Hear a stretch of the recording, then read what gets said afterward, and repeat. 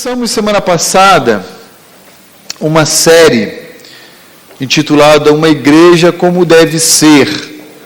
E a nossa proposta é olharmos juntos para a primeira carta do apóstolo Paulo à igreja de Corinto e aprendermos, a partir dos erros daquela igreja, as verdades que Deus tem a nos ensinar hoje, nos nossos dias, né?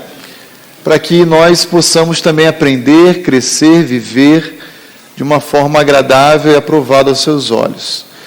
Eu acho que, eu estou tendo a impressão de que acho que colocaram uma fileira a mais aqui de cadeiras, né? Mas depois da EBD a gente conserta isso aqui. A arrumação não está correta, mas depois a gente arruma. Vimos semana passada e falamos que a igreja de Corinto, a carta de Paulo à igreja de Corinto, é uma carta carregada de um conteúdo que nós chamamos de eclesiologia, que são as verdades de Deus relacionadas à vida da igreja. Eclesiologia é doutrina a respeito da igreja de Cristo. E vimos semana passada, já na introdução daquela carta, que a igreja do Senhor Jesus, seja ela qual for, ela é um objeto de um valor inestimável aos olhos de Deus, um valor preciosíssimo. Nós sabemos que, infelizmente, muitos se decepcionam com igrejas, se decepcionam com homens e mulheres que eventualmente estão à frente de diferentes áreas e ministérios de uma igreja. Mas nós nunca deveríamos nos decepcionar com aquilo que Deus se alegra. E a igreja, aos olhos de Deus, ela tem um valor preciosíssimo. A igreja é uma instituição digna, bela e admirável. Nós vemos isso a partir da declaração de Paulo, nos 3 primeiros versículos da primeira carta aos Coríntios. A igreja, ela não é de homens, a igreja é de Deus, está lá, a igreja de Deus, que pertence a Deus, e a igreja de Deus porque Ele comprou cada um de nós com o precioso sangue do seu Filho Jesus Cristo. Por isso a igreja pertence a Ele. A igreja não pertence a esse que vos fala, a igreja não pertence a um líder qualquer, a igreja não tem dono, a não ser o próprio Deus. Vimos também que a igreja é um grupo que foi separado por Deus. Deus olhou para o mundo e decidiu, em amor e graça, escolher alguns indivíduos para constituir uma família, e essa família então lhe deu o nome de igreja.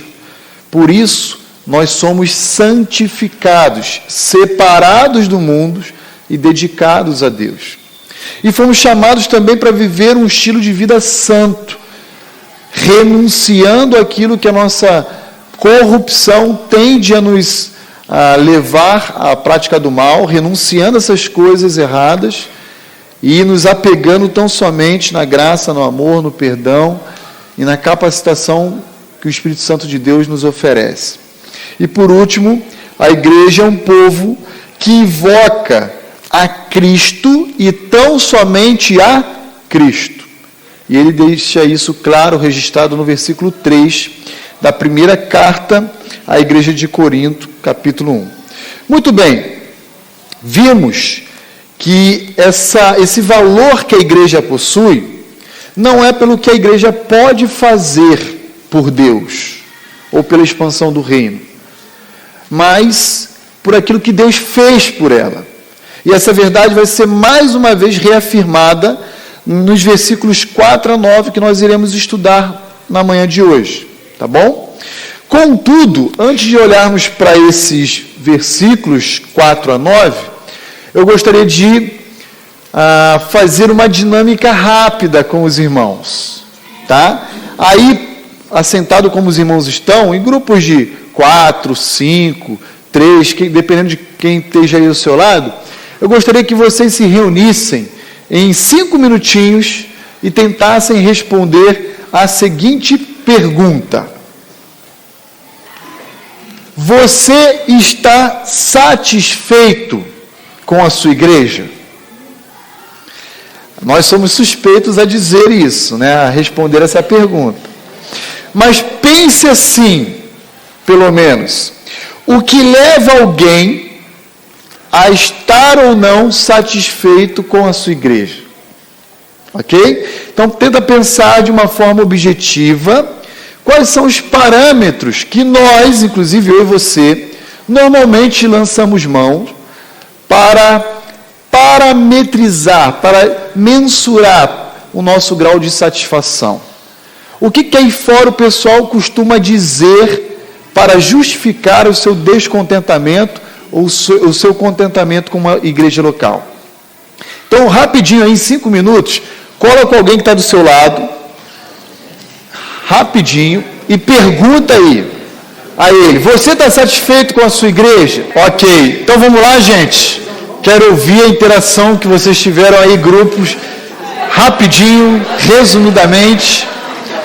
Eu gostaria de ouvir aí a impressão que você possui a respeito de quais são os parâmetros que homens e mulheres lançam mão, usam normalmente para mensurar o seu grau de satisfação. O que leva alguém a estar satisfeito ou descontente com a sua igreja? Queria começar ouvindo aí dos irmãos. Ronaldo, esse grupo aí, Ronaldo, o que o pessoal pode compartilhar com a gente aí? Começando aqui do fundo. Ok. Nós concluímos que essa questão da satisfação com a igreja é um pouco pessoal. Ok. Isso vai conforme a maturidade espiritual de cada um. Certo. Conforme a expectativa de cada um para a sua igreja. Nós aqui estamos satisfeitos com essa igreja. Amém. E o que leva a pessoa a não estar satisfeita com a igreja, nós concluímos que é exatamente isso. O grau de maturidade dela, o que vai levar, o que ela está esperando dessa igreja, e se essa igreja oferece ou não. Certo. Esse é o ponto. E aquelas questões, né, de ruídos que tem igreja. Às vezes tem igrejas que têm os seus colégios, as suas coisas. Entra também, né? Entra também essa questão da pessoa, a expectativa dela. Ok, então, resumidamente, o grau de maturidade do indivíduo, mas também somado à expectativa que o indivíduo tem em relação à comunidade a qual ele pertence. Esse grupo aqui, do meu lado direito aqui, para alternar, o que vocês concluíram? Então, na verdade, quase todos aqui são novos, né? Na igreja. Só André que era mais... São membros fundadores, diga-se de passagem aqui, ó. Ela falou em 20 anos. Isso. Satisfeito seria complicado. Desse ano. É verdade. E que a gente... A maioria das igrejas se afastam muito da palavra de Deus. Ok.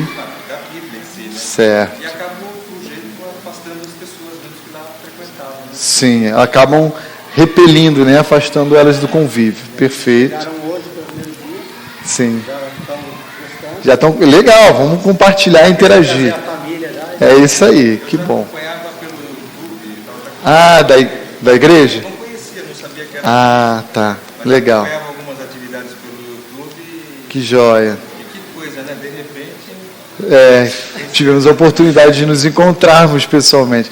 Que Deus abençoe muito vocês. Contem conosco. Nós estamos aqui para amá-los e servi-los, tá bom? Contem sempre conosco. E outro descontentamento que uma pessoa, um crente natural, vamos dizer assim, pode ter, é que às vezes ele procura uma igreja para as necessidades próprias. Ok. Então, chega lá naquela igreja, não tem uma atividade que ele gosta. Ok. Então, eu não vou ficar nessa igreja, eu vou para outra, porque lá eles têm mais eventos sociais. É Então, o assim, crente self-service. exatamente. Então, isso é um motivo que às vezes ou as pessoas saem daqui, vão para outras, ou vêm de Isso. outras para as nossas, ou vão Fica essa dança das cadeiras louca aí, né? Então, isso é um Perfeito. Então, o Alexandre que está ouvindo hoje falou, hoje as pessoas não estão querendo servir a Cristo, estão querendo se servir de Cristo. É isso aí. É isso aí. É o crente self-service. Ele vai aqui. Vila Mariana, eu tive uma oportunidade quando eu pastorei lá, anos atrás, muito interessante. Chegou um grupo, jovem basicamente, e nós fomos recebê-los na igreja. Só que eles chegaram assim, na metade do culto, a minutos ali da mensagem já.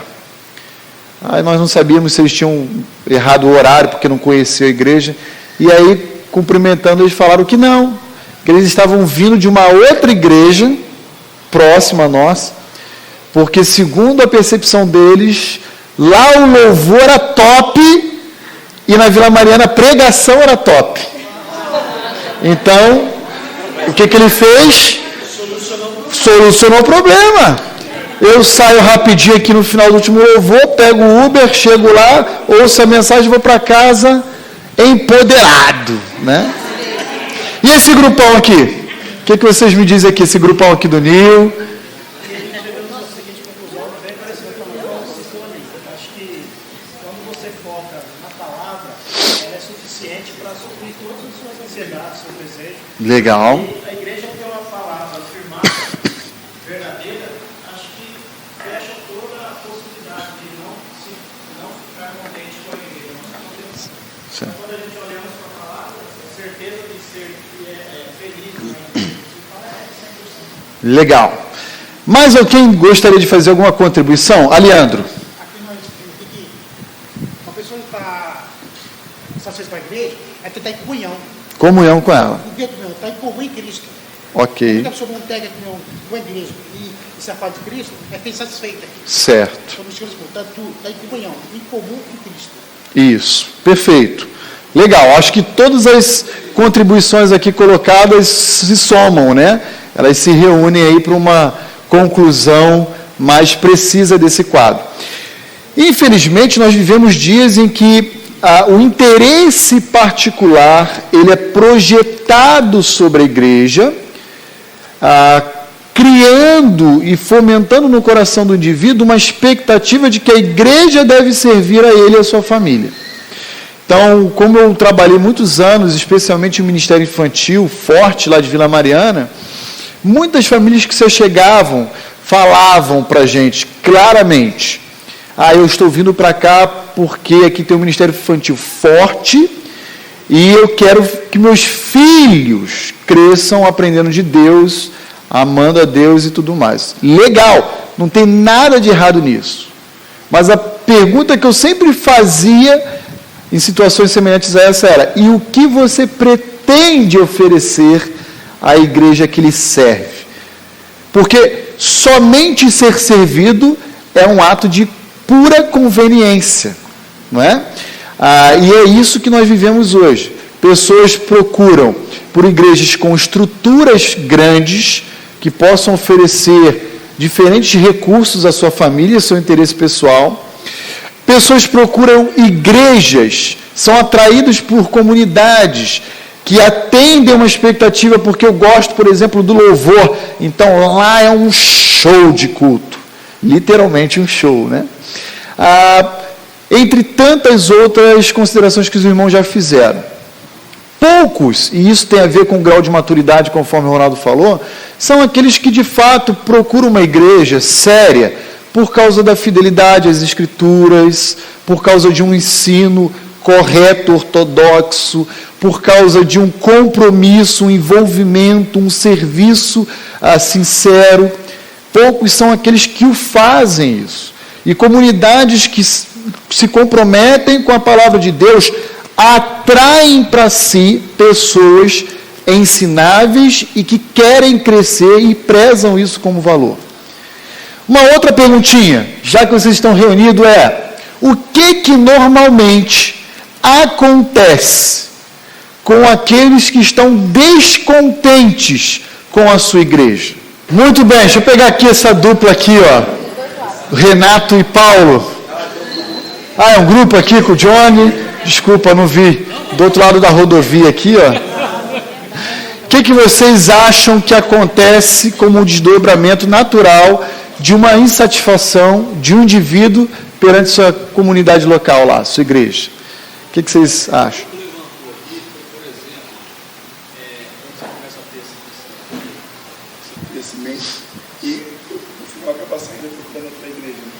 Ok, uma das atitudes mais comuns. Sai e vai. Ok, vou repetir aqui o que o Renato Está falando que alguns não ouviram. O Renato é porque ele também está rouco, tá, gente? O Renato disse que essa insatisfação, resumidamente, acaba levando o indivíduo a procurar outra igreja. Pede uma carta de transferência. Quero simplesmente ressaltar que nem todos aqueles que saem de uma igreja local ou vão para outra saem por algum problema. A pessoa muda de lugar, de trabalho, de região, e às vezes ela se vê obrigada a congregar em outra igreja. Mas é uma atitude natural e comum, até certo ponto, que aqueles que estão insatisfeitos saiam da sua igreja e procurem outra para, digamos assim, sair um pouquinho, fugir da resolução daquele conflito, daquele problema. Ronaldo. Mas nós entendemos aqui também, pastor, que antes Certo. de chegar nessa condição, né, se a pessoa não tiver um conhecimento bíblico, não tiver, né, uma convicção bíblica, A maturidade de novo. exatamente, Ok. ela vai causar um estrago antes de chegar nessa condição de ser Certo. ela vai começar a murmuração, fofoca, e isso, por consequência, vai influenciar aqueles que estão mais fracos na fé, predispostos a isso, até porque o nosso coração enganoso vai realmente. Perfeito. E se a igreja não estiver sadia biblicamente, a tendência é chegar ao que o Renato está falando, que eu acho que A divisão. a divisão e arrumar um culpado. Vai ser o pastor, vai ser o Isso. Normalmente, uma igreja que não é sadia bíblica, né? Porque se a igreja Caminha não é sadia, pra ela essa- vai tratar biblicamente Sim. a situação. Sim, perfeito.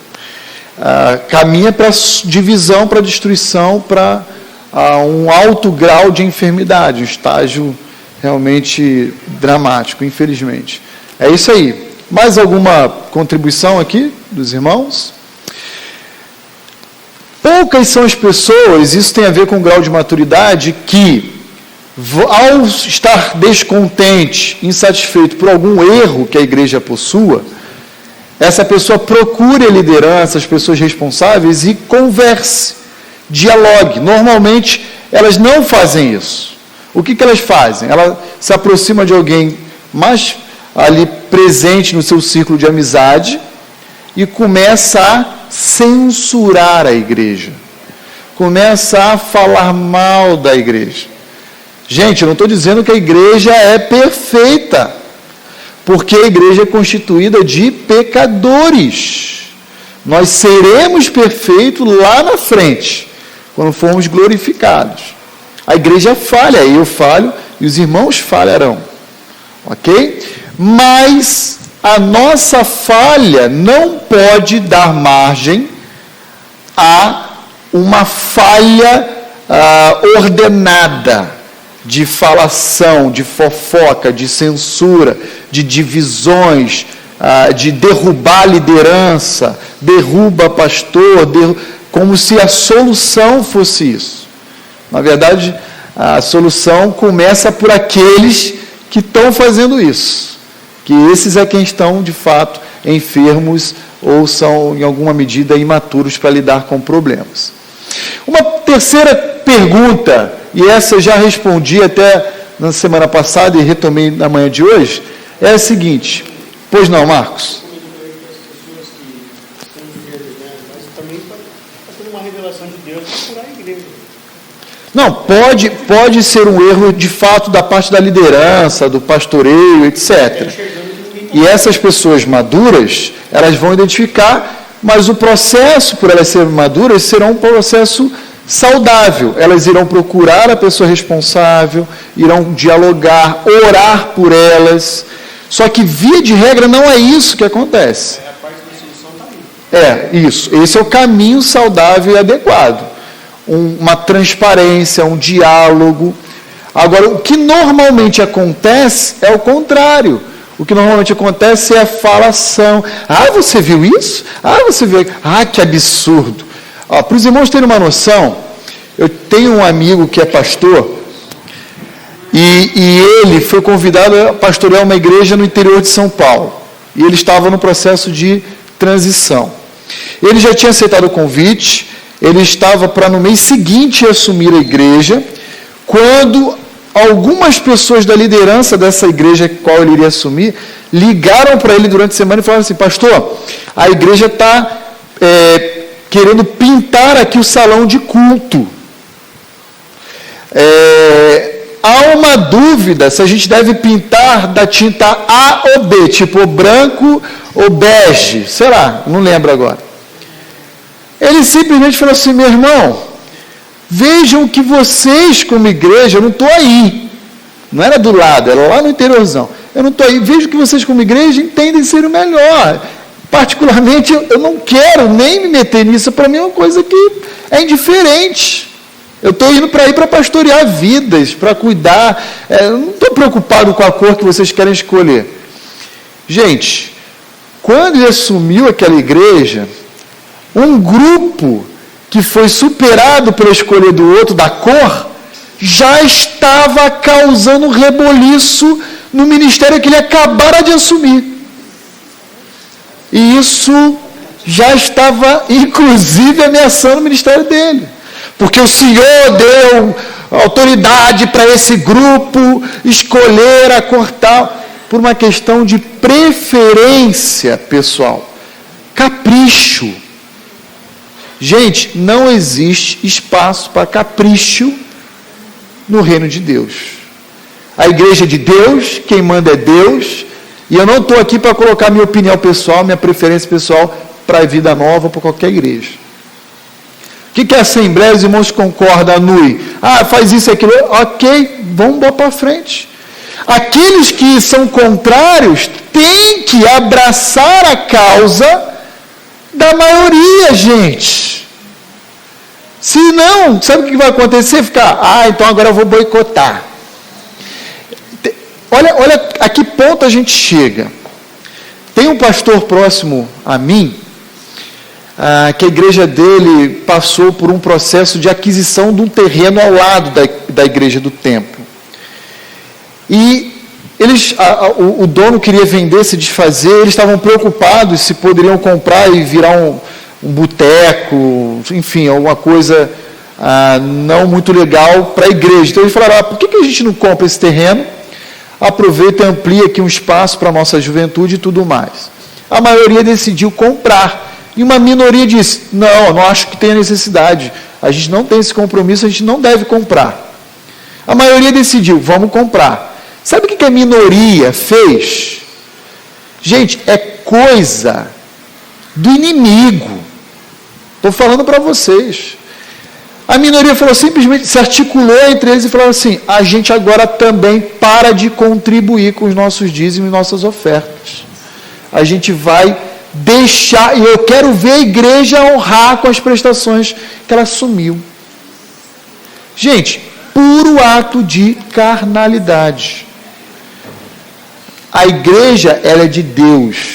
Ela não é minha, não é sua, a igreja não tem donos humanos.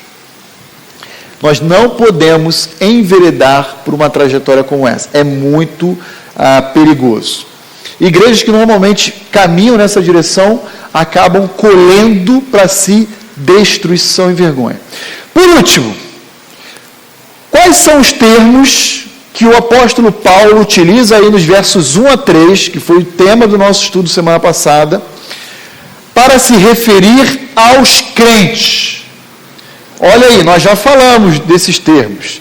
Então vou te dar 2 minutinhos para você identificar aí no grupo quais são os termos que identificam os cristãos na abertura da carta do apóstolo Paulo à primeira igreja de Corinto. Olha aí, 2 minutinhos. Quem são os cristãos? Olha para esses 3 versículos e responde. Quem são os cristãos? Gente, muito bem. Quais são as terminologias utilizadas pelo apóstolo Paulo para descrever o cristão na abertura da sua carta? Como que um cristão é identificado aí pelo apóstolo Paulo? Como, antes de tudo, como igreja de Deus, como um grupo que foi santificado por Deus, como um grupo que tem por obrigação cultivar um estilo de vida santo, porque eles foram chamados para serem santos, Ou seja, renunciando toda a corrupção, todo o pecado, todo o mal. E por último, então, ele apresenta como sendo grupo singular, que invoca o nome de Cristo e tão somente o nome dele. Por que o nome de Cristo e tão somente o nome dele? Porque Cristo é suficiente. Sabe qual é o significado de suficiência? É tudo aquilo que eu preciso. Eu não preciso de mais nada. Você vai naquela churrascaria e você come naquele rodízio picanha, carne de cordeiro. Chega uma hora que você está empanturrado. Aí vem o garçom com aquele carrinho e vira lá e fala assim: pois não, seu Danilo, quer qual carne? O que você fala? Mais nenhuma, muito obrigado, estou. Ou seja, não preciso de mais nada. Cristo é a nossa suficiência. Por isso nós invocamos o nome de Cristo e tão somente o nome dele e de mais ninguém. Muito bem, feita essa introdução da nossa aula de hoje, apenas um quebra-gelo e uma dinâmica, quero convidar você a olhar comigo os versos 4 a 9 nesse momento. Tá bom? Oi? Os versos 4 a 9. Acompanha comigo aí, continuando o estudo de uma igreja verdadeira. Ok? Falamos sobre as marcas de uma igreja verdadeira e nós vamos continuar agora a partir do verso 4 a 9. Alguém leia para mim aí bem alto os versos 4 a 9, por favor. Sempre dou graças a meu Deus por vocês. Sou filho do Espírito, nosso Senhor.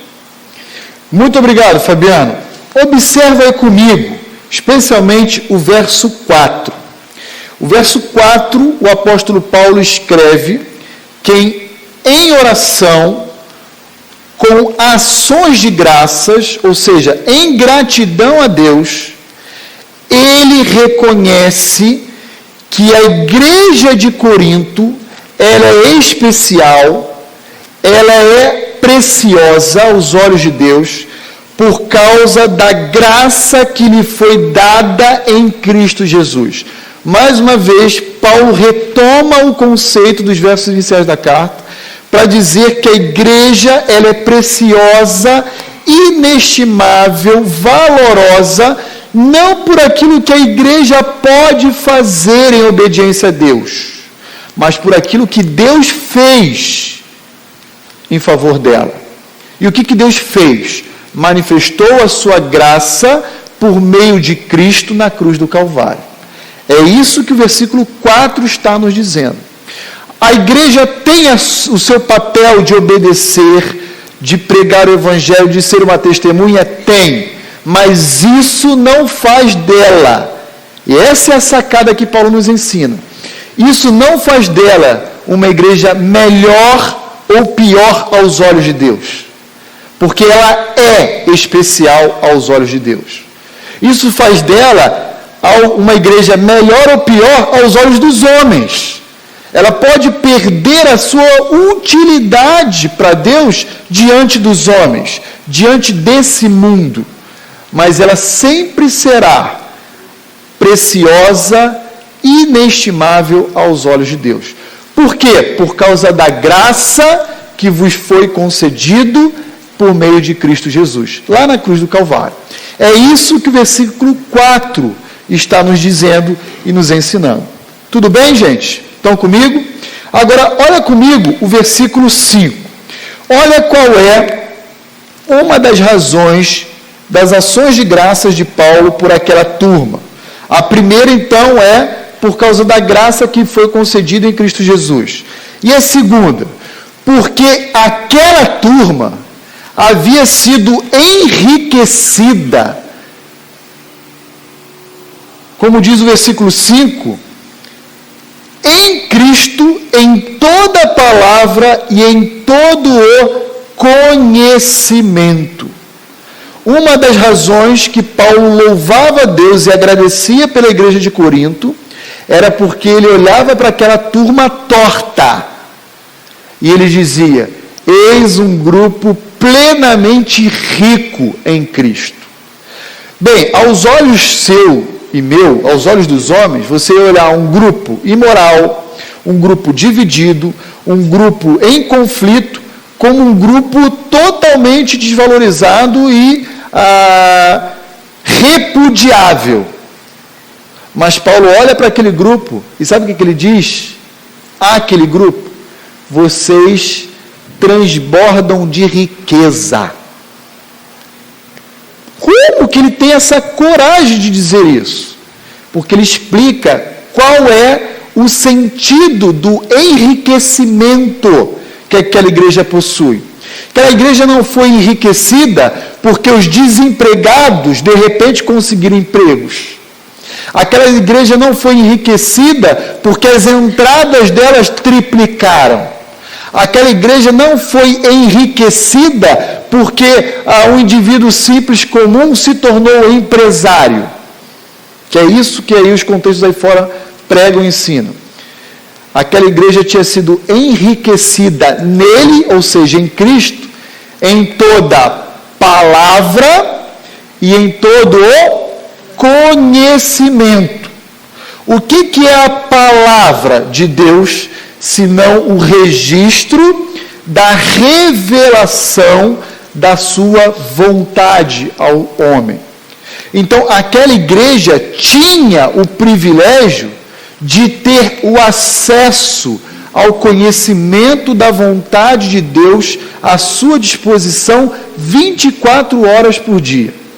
E o que era o conhecimento, senão a apreensão dessa verdade revelada da vontade de Deus em suas próprias vidas? Queridos irmãos, irmãs, escutem o que eu vou dizer, que Paulo disse à igreja de Corinto e tem muito a nos dizer hoje. Nossa riqueza não recai naquilo que nós possuímos, em termos de bens materiais. A nossa riqueza, ela é mensurada, medida a partir da palavra que nós temos à nossa disposição e do grau de apreensão dela em nossas vidas. Aquilo que eu conheço e como aquilo que eu conheço a partir da vontade de Deus afeta e transforma a minha vida. É isso que Paulo está nos dizendo quando ele fala em todo conhecimento, em toda a prática. Hoje em dia, infelizmente, existem inúmeras igrejas em que o indivíduo entra, ouve uma música e sai dizendo: foi um lugar agradável, mas o que você aprendeu? O que afetou a sua vida? Nada. Nada. Porque tomou água com açúcar. Chegou lá, ouviu aquele discurso agradável, bonito. Deus é amor, Deus te ama. Quem não quer ouvir essas coisas, né? Todos nós queremos ouvir essas coisas. Você é capaz de... No final, sai dali com aquela impressão de que foi um lugarzinho gostoso, agradável, mas não foi enriquecido pela palavra e pelo conhecimento e continua vivendo no seu estado de miserabilidade, de pobreza, de fome. E Paulo está nos dizendo: vocês têm a vontade de Deus revelada à disposição de vocês. E mais, entre vocês há muitos mestres que já ensinaram a vontade de vocês. Vocês têm conhecimento, vocês já apreenderam, assimilaram o que Deus quer para a vida de vocês. E isso os torna ricos. A cidade de Corinto era uma cidade comercialmente rica, economicamente favorecida. Só que Paulo não está falando desse tipo de riqueza. E nesse aspecto, a pergunta que eu faço para o nosso intervalo tomar um café é: qual é o tipo de coisa que os cristãos do século XXI têm valorizado, têm buscado? Que tipo de bens os fazem se sentir dignos e ricos diante de Deus? Será que são esses aspectos que Paulo está nos ensinando a partir da carta de Corinto, que é a vontade de Deus para as nossas vidas? Ou será que o que o povo e a turma quer hoje é prosperidade, saúde, emprego, viagem para o exterior, casa na praia, entre outras coisas? O nosso estudo, olhando aí juntos para o primeiro capítulo da igreja de Corinto. Falamos então que a igreja de Corinto, ela é uma igreja rica, não por aquilo que ela possui, materialmente falando, mas sobretudo porque ela teve o privilégio de ter no seio dela muitos mestres. Foi uma igreja plantada pelo apóstolo Paulo, ou seja, um grande privilégio, né? Eu gostaria de ter ouvido diretamente os ensinos de Cristo por meio de Paulo. Paulo enviou Timóteo como um delegado apostólico para ensinar aquela igreja, e muitos outros mestres que pertenciam àquela comunidade ensinavam a palavra de Deus àquela turma. Logo, eles foram enriquecidos, eles transbordaram do conhecimento da palavra de Deus e da vontade revelada, escrita de Deus. A grande questão que eu coloco para os irmãos, e que Paulo nos ensina nesse sentido, é: eu tenho orado a Deus, demonstrando gratidão pela minha igreja, e porque eu tenho crescido por meio dela, porque eu tenho sido enriquecido em toda a palavra e em todo o conhecimento por meio da Igreja Batista Vida Nova. Essa é a distinção de uma oração apostólica de uma oração de um cristão comum. Normalmente a gente mal agradece a Deus pelas nossas igrejas. E Paulo não. Paulo coloca diante de Deus um coração grato, porque sabe que aquela igreja que ele plantou é povo santo de Deus, separado por Deus, que invoca o nome de Cristo e tão somente de Cristo. Muito bem, tendo essa consciência, nós vamos adiante aí, agora olhando os versos 6 e 7. Olha lá comigo. Versículo 5, só para pegar o contexto. Porque em tudo fostes enriquecidos nele, em Cristo Jesus, né?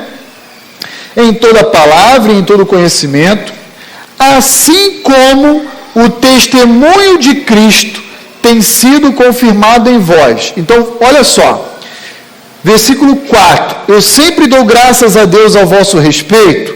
5, porque vocês foram enriquecidos. 6, dou graças a Deus ao vosso respeito por causa do testemunho de Cristo que tem sido confirmado em vocês.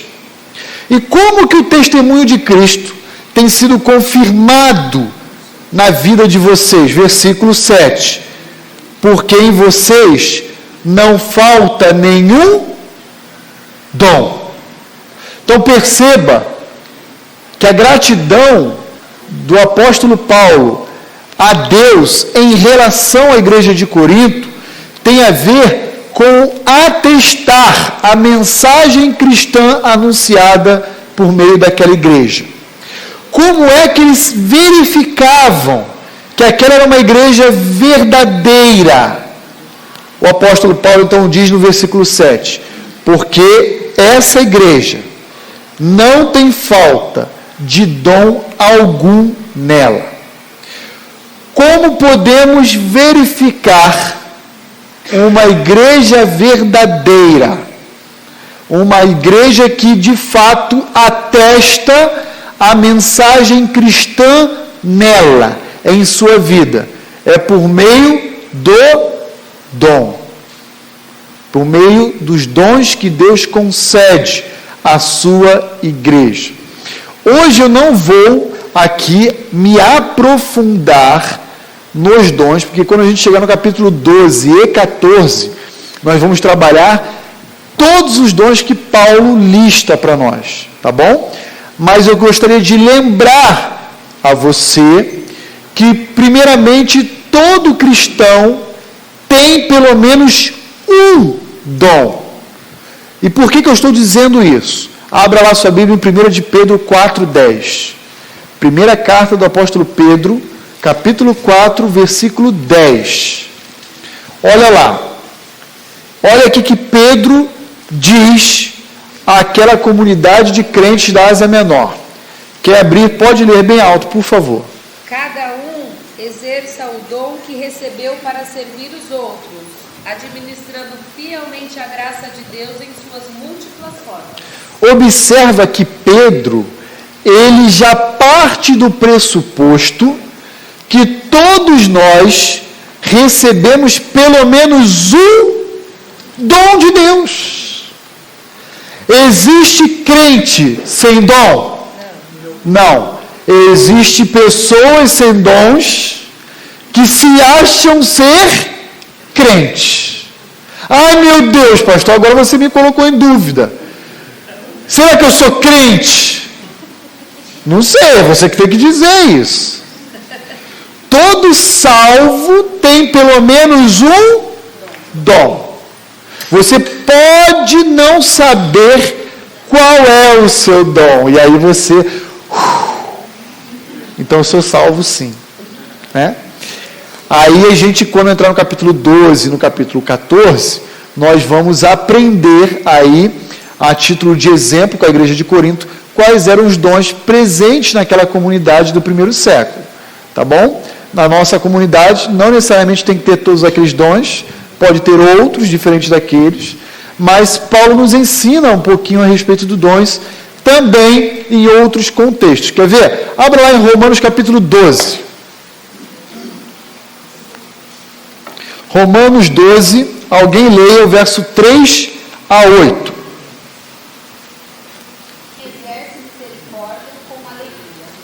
Então, Paulo elenca aí para nós alguns dons presentes, por exemplo, na igreja de Roma, tá bom? 1 Coríntios capítulo 12 e capítulo 14 vai mostrar da igreja de Corinto.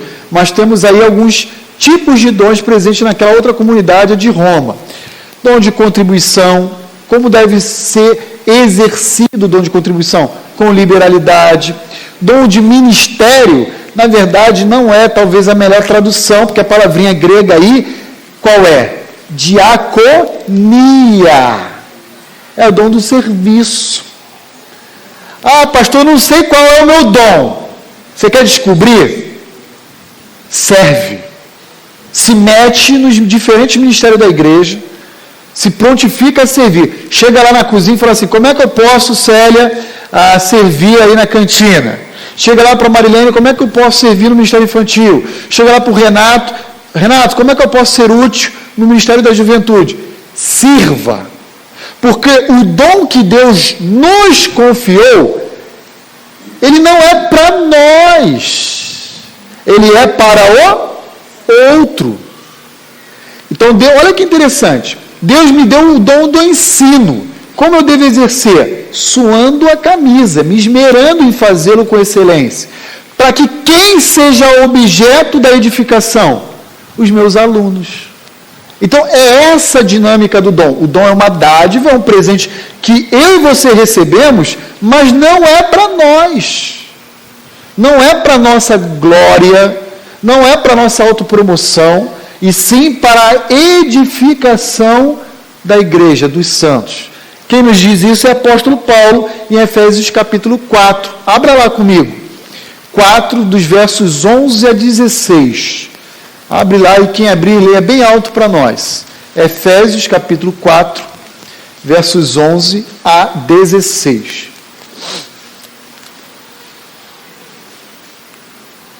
Ajuda as demais a crescer, para que todo o corpo se desenvolva e seja saudável em amor. Olha que legal, gente.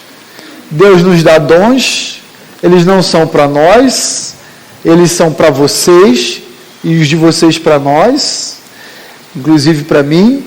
Tudo isso nessa dinâmica visa a edificação do corpo, ou seja, o fortalecimento, o crescimento, a maturidade, de maneira até que nós não venhamos a nos comportar mais como meninos, mas passamos a ser semelhantes ao cabeça, que é Cristo. Cada dia mais seremos semelhantes a Ele. Então, olha que interessante, voltando agora para 1 Coríntios 1. Eu, Paulo, dou graças a Deus pela vida da Igreja Batista Vida Nova. Porque a Igreja Batista Vida Nova foi objeto do amor de Deus em Cristo Jesus, da graça salvadora. Porque a Igreja Batista Vida Nova em tudo foi enriquecida, tanto em palavra quanto em conhecimento. Eu dou graças a Deus pela Igreja Batista Vida Nova por causa do testemunho de Cristo que é confirmado em vocês, e isso é perceptível à medida em que eu vejo os dons presentes no seio de vocês. O dom que vocês exercem demonstram a veracidade da mensagem cristã anunciada, o conteúdo do Evangelho sendo vivido por vocês. Essa é a terceira grande razão de gratidão que o apóstolo Paulo oferece na abertura, então, da sua carta. Vamos continuar. Pergunta que eu gostaria de fazer aos irmãos. Na igreja de Corinto, Paulo fala que não falta nenhum dom àquela comunidade. Será que na Igreja Batista Vida Nova existem áreas que estão carentes, estão necessitando do exercício de dons presentes nela? Essa é uma questão que a gente precisa pensar enquanto igreja. Veja, em Efésios capítulo 4, que o Ednei leu para nós, um dos dons que Deus coloca na sua igreja é o da liderança, da posição. Ele fala de apóstolo, mas ele fala de evangelistas, fala de pastores mestres, não é? Será que o evangelismo na Igreja Batista Vida Nova é uma área forte ou uma área que ainda precisa ser melhor desenvolvida? Fica uma questão aqui para a gente pensar, tá bom? Eu acho que a gente precisa pensar nessas coisas. Não só na área do evangelismo, em outras, eu peguei o evangelismo como a título de exemplo. Não é essa a impressão que eu tenho, que a igreja em alguma área não tenha dons, mas eu creio particularmente que eles não estão sendo exercidos, porque Deus distribui visando a edificação do corpo, e às vezes, nós estamos adormecidos no exercício desses dons. Alguns estão inibidos. Pastor, eu tenho vergonha, não é minha praia, eu faço qualquer outra coisa. Quando a pessoa é colocada para exercer aquilo, ela fala, nossa, me apaixonei com isso. Ela aí percebe que Deus a habilitou para aquilo, mas ela nunca tinha se dado a oportunidade de desenvolver aquilo que Deus já tinha confiado a ela. Estão comigo? Estão entendendo, gente? Então, como é que a gente descobre o nosso dom? É se prontificando a descobri-lo, servindo, se metendo no meio das diferentes áreas da igreja. Então, o desafio que eu queria deixar para nós todos é, à tarde, pensem em áreas e ministérios da nossa igreja que precisam ser melhorados. Nós não somos uma igreja perfeita. Não podemos ser orgulhosos, arrogantes e achar que nós somos perfeitos. Mas pensem nessas diferentes áreas e como nós podemos nos meter nelas para aperfeiçoar, para melhorar, então, esses ministérios e áreas que a nossa igreja ainda precisa ser melhor desenvolvida. Mas olha só que interessante também. O apóstolo Paulo, nos versos 8 e 9, diz o seguinte, finalzinho do verso 7, aguardando vós a revelação do nosso Senhor Jesus Cristo, o qual também vos confirmará até o fim, para serdes irrepreensíveis no dia do nosso Senhor Jesus Cristo. Fiel é Deus, pelo qual fostes chamados à comunhão do seu Filho Jesus Cristo, o nosso Senhor. Dou graças a Deus, porque vocês foram alvo do amor em Cristo Jesus, porque vocês foram enriquecidos em toda palavra e em todo conhecimento. Dou graças a Deus porque, ao olhar para vocês, eu vejo o testemunho de Cristo presente e visível na vida de vocês, por meio do exercício dos dons, mas eu também dou graças a Deus porque o Senhor preserva o seu povo do desvio e da queda. Olha lá de novo versos 7, 8 e 9. Enquanto o povo de Deus aguarda a revelação final do nosso Senhor Jesus Cristo, Ele assegurará, essa palavrinha confirmará, é assegurar, que o seu povo, até o final, até a revelação final do Senhor Jesus Cristo à igreja, ele será preservado por Deus, de forma que ele vai comparecer irrepreensível perante Deus. E por que nós podemos ter essa segurança? Versículo 9 diz: porque Deus é fiel. Ele pôs a conta em risco dele. Ele empenhou a palavra dele, de que ele vai preservar a sua igreja. Ele disse assim, eu estou garantindo, eu vou cuidar para que nenhum dos meus filhos se desvie. Verdade disso está lá presente, por exemplo, em Mateus 16, verso 18. Abra lá alguém em Mateus 16, verso 18.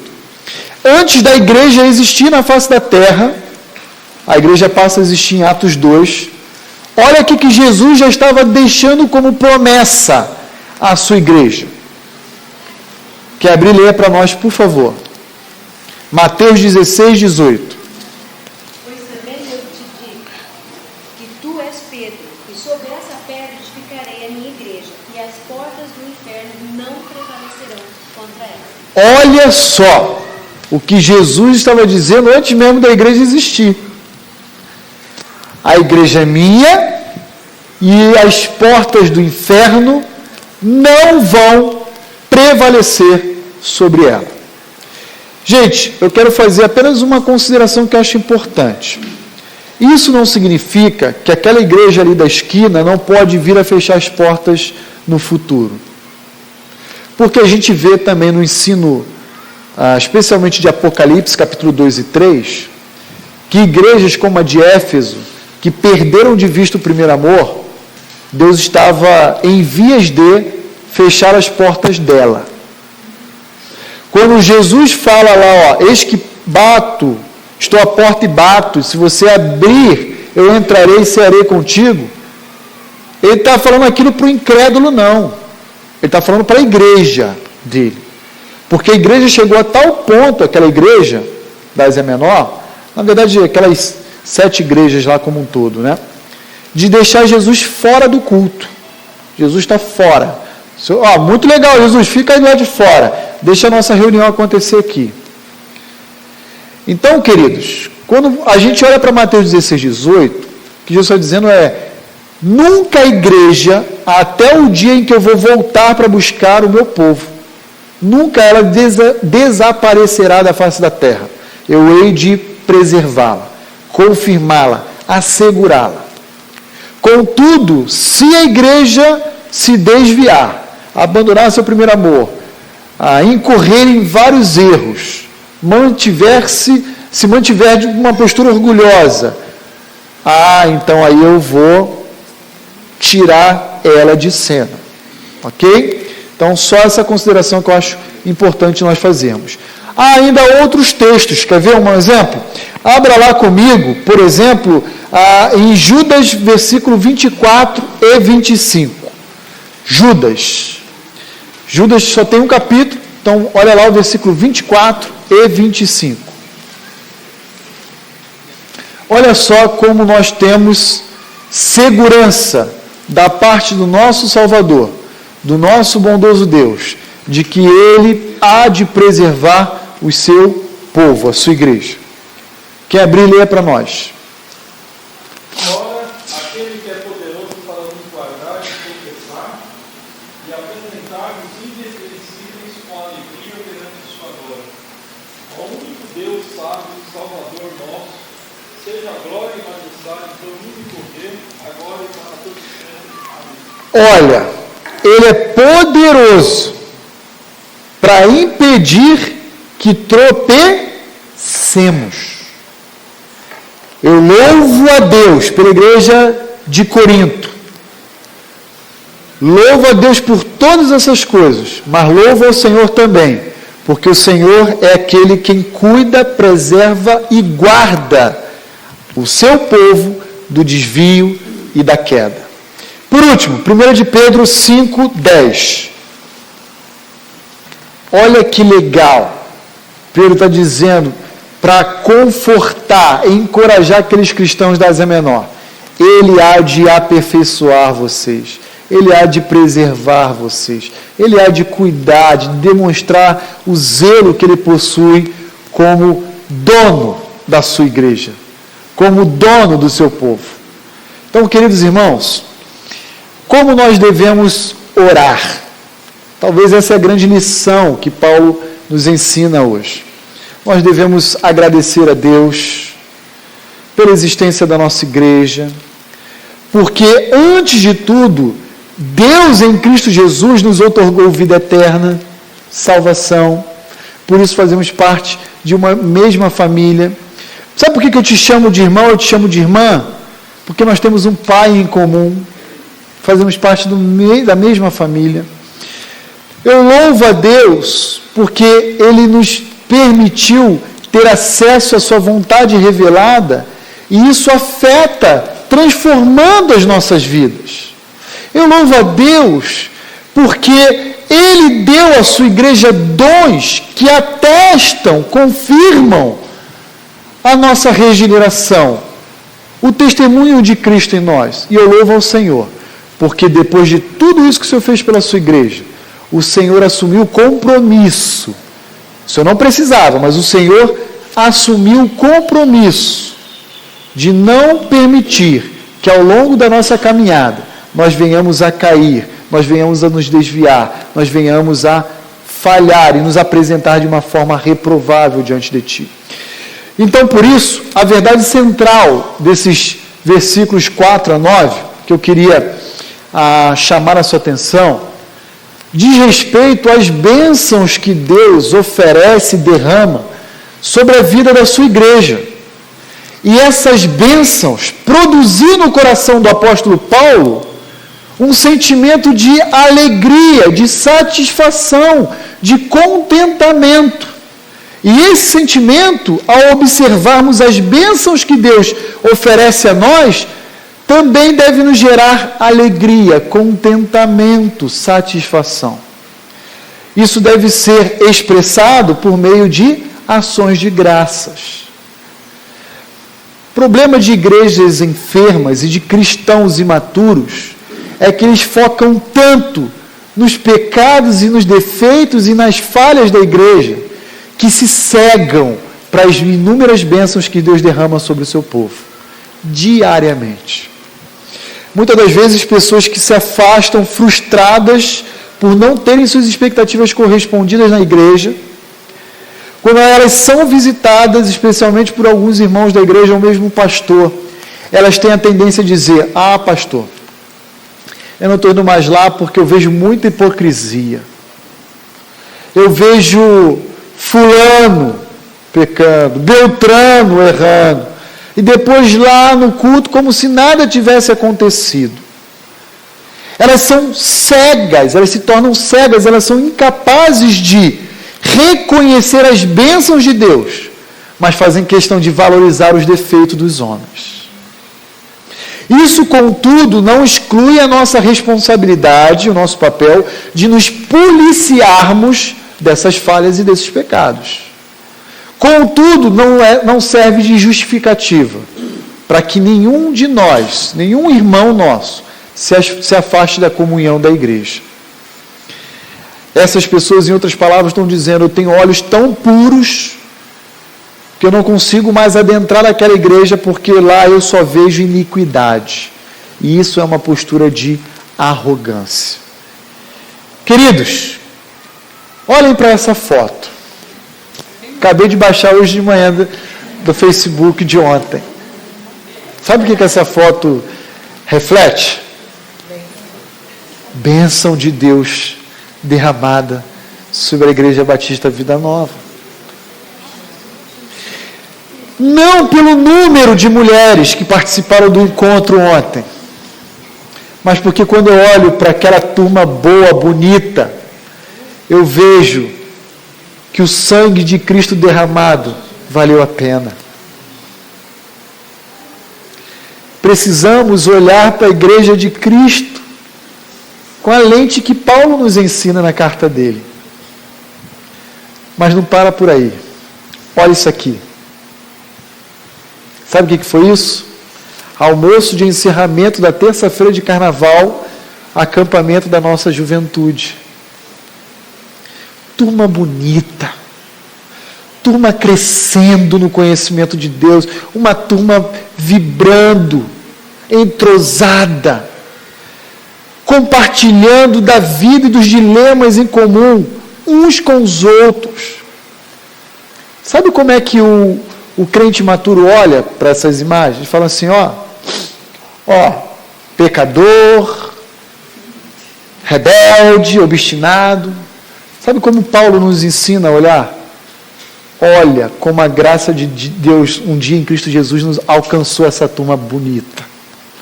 27, 28 jovens e adolescentes que poderiam estar no mundo aí na farra, na gandaia, mas estavam imersos, construindo sua nova identidade em Cristo Jesus. Aliás, esse foi o tema do nosso acampamento. Eu poderia colocar muitas outras imagens, mas essa aqui eu queria dizer que foi de sábado retrasado, sem ser ontem o anterior, dia 17. Nosso primeiro encontro de homens, ministério de homens da nossa igreja. 34 homens, primeira reunião. Homens que foram desafiados pela palavra de Deus a viverem como Daniel nos ensina, um jovenzinho de 14 anos, nos ensinando. Agora eu queria mostrar uma outra fotografia para vocês. Levanta o seu lugar e olha aí agora quem está ao seu redor. Olha a escola bíblica dominical da Igreja Batista Vida Nova, gente. Pessoal bonito, elegante. Gente, isso é bênção de Deus derramada sobre a nossa igreja. Eu agradeço a Deus pela Igreja Batista Vida Nova.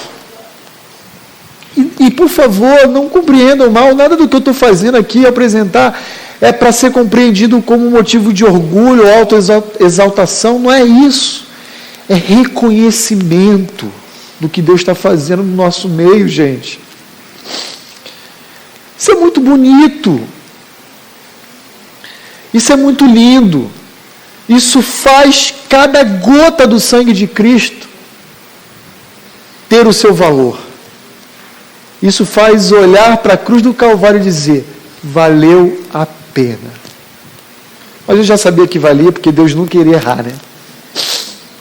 Muito bem, para nós encerrarmos então nossa manhã de hoje, quais são as considerações práticas que nós podemos concluir e tirar a partir desses versículos 4 a 9 de 1 Coríntios capítulo 1. Prestem atenção, elas são muito importantes, cada uma delas.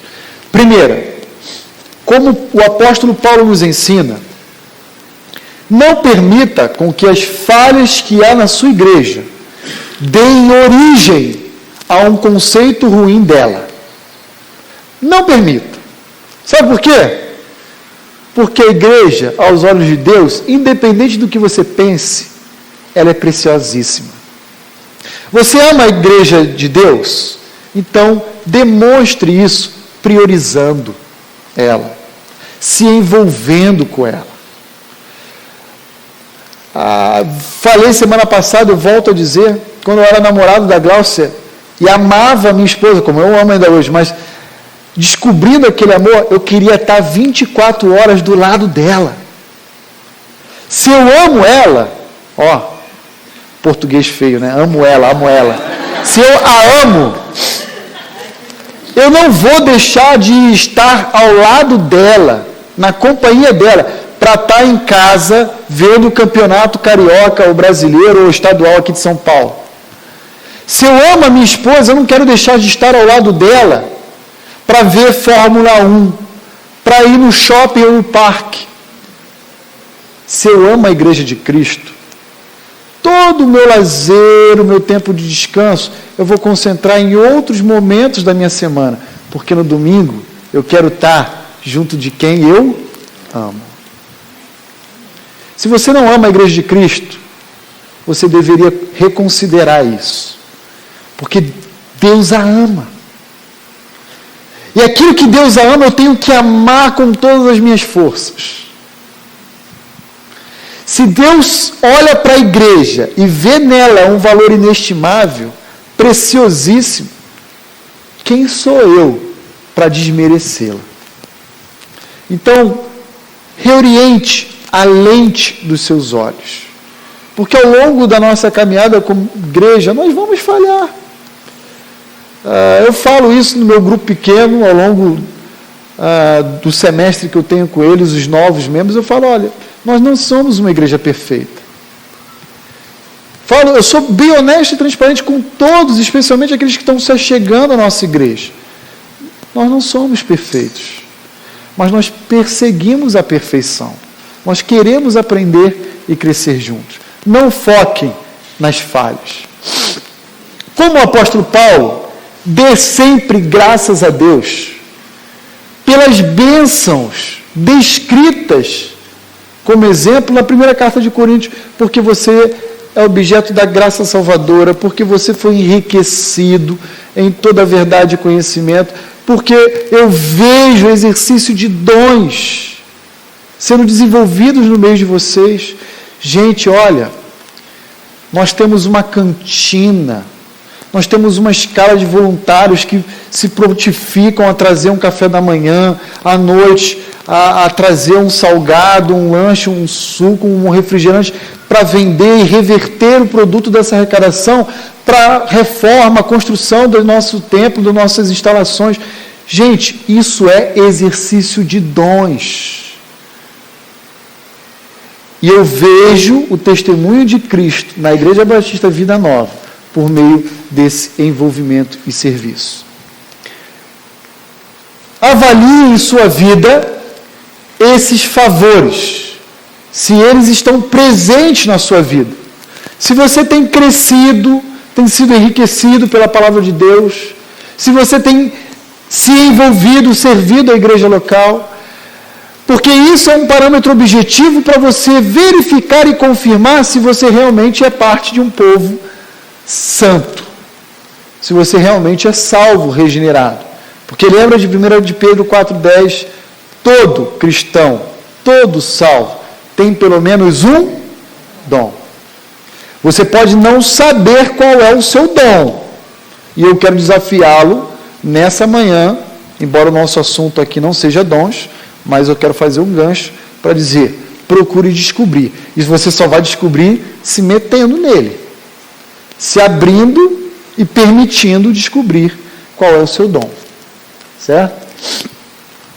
Pergunte ainda a alguém, isso aqui é muito legal, especialmente familiares e amigos próximos a você.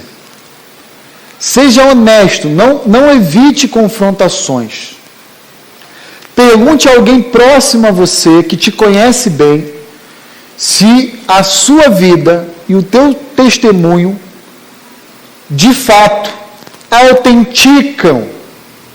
autentica a mensagem cristã.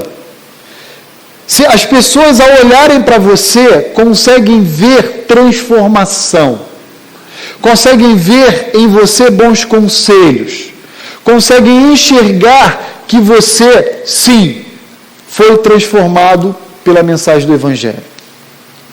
Ou se você continua vivendo uma vida que não permite ser transformado.